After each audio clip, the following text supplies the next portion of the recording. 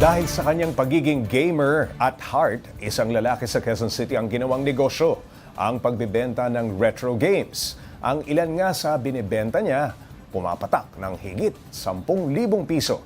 Para bigyan ng mukha ang balita, Mobile Journal Ivan Tarinque.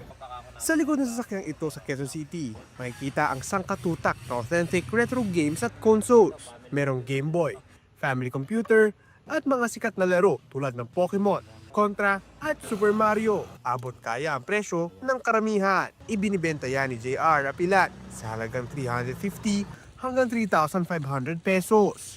Madalas daw niyang sugi ang mga batang 90s na nangangarap balikan ang kanilang childhood memories. Relate na relate tayo doon sa mga retro kahit malayo tayo sa mga sa US and sa Japan, marami tayo dito kasi yun yung nung natin nung araw, inuuwi dito ng mga magulang natin yung mga laruan.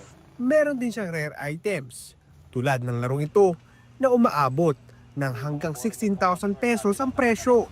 Mas mahal daw kasi kapag rare at nasa mint condition ng console. Kaya para makahanap ng mga maayos at gumaganang unit, sinusuyo ni JR ang buong Pilipinas. May ilang items pa nga na nagmula sa ibang bansa.